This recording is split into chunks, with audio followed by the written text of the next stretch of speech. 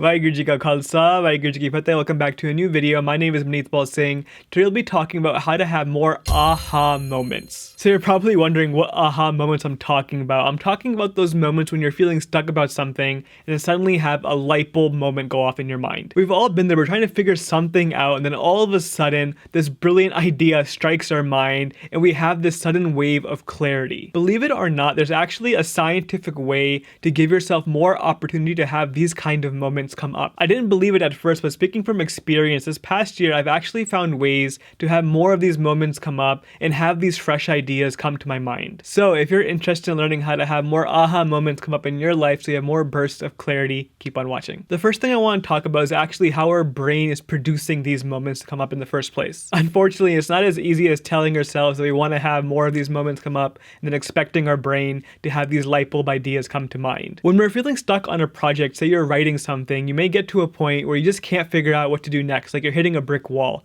For writing, it's called writer's block, but this applies to any other form of work as well. This happens all the time with my YouTube videos. I just get stuck. I can't figure out what to do next. Same thing with my full-time job. If you're in college, I guarantee you've had moments like this. We just feel stuck and we don't know what to do next. Depending on the project you're working on, this could be a very major problem. It can make you feel like giving up completely, or if it's happening very frequently, it could discourage you from continuing your work altogether. I want to start by talking about what is not the solution to this problem. Our gut instinct usually tells us to sit down and come up with a plan and really analyze the situation to figure out what's going on. But if you do this, you just dig yourself into a deeper rabbit hole and you ultimately get frustrated with yourself for not being able to figure out what's causing this and how to move forward. However, what does work is actually taking a step back and doing something completely different from the work that you're trying to accomplish. This may sound very counterintuitive at first. Why in the world do I take a step back from something I'm trying to accomplish? How is that going to make me not feel stuck anymore? As it turns out, in order for our brains to properly problem solve,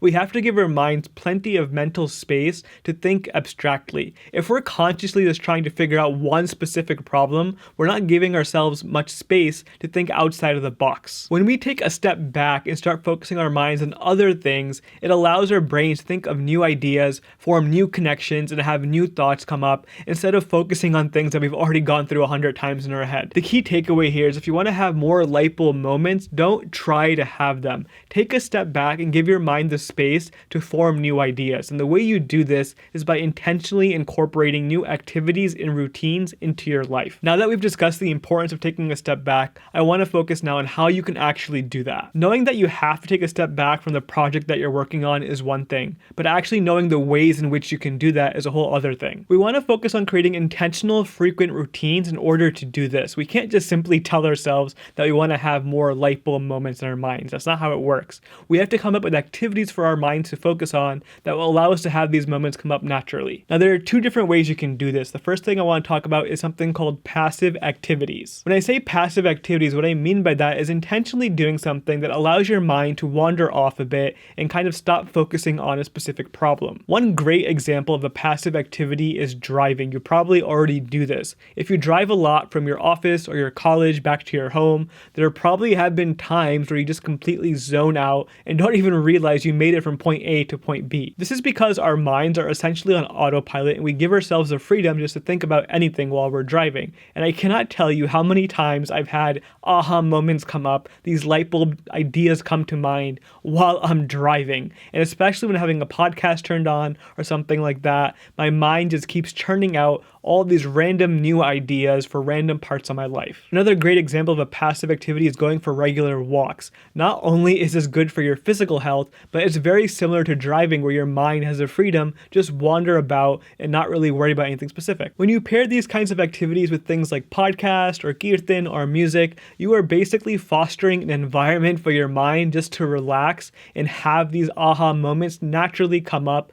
because these new ideas are forming, these new connections are being made. Aside from passive activities, the other method you can use is just by pursuing your hobbies. Hobbies are a great way to do something fun, something that you actually enjoy doing while not focusing on your work. A hobby that I picked up earlier this year is reading, and I can honestly say without a doubt that this one hobby has changed my life and has caused so many aha moments to come up. Every day I take a 30-minute coffee break in the afternoon and I just take my Kindle, I go sit outside and I just enjoy enjoy reading, and it's such an amazing feeling because I just take myself away from all the work of the day and just truly get a chance to unplug and enjoy a good book. Yes, I'm learning a lot of material from the books themselves, but what is also happening is while I'm reading, I'm just having these random new ideas come up from the content that I'm learning to things that I'm actually working on in real life. These new connections are made, and it gives me a whole new perspective on things I'm working on. I can pretty confidently say that if it wasn't for reading, I would not be where I am right now filming these YouTube videos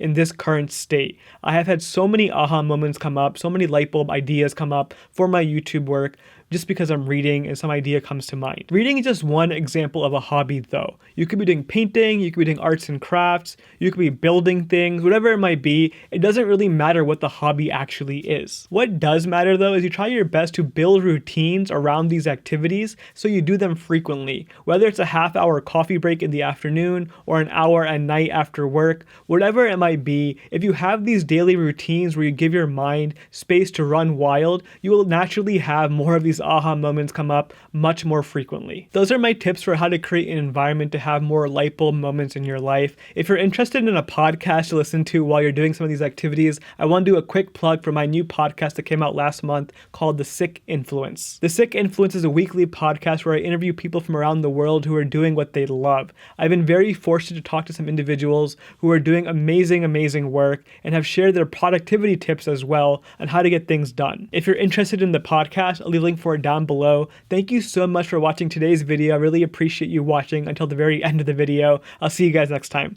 Vaheguru Ji Ka Khalsa, Vaheguru Ji Ki Fateh.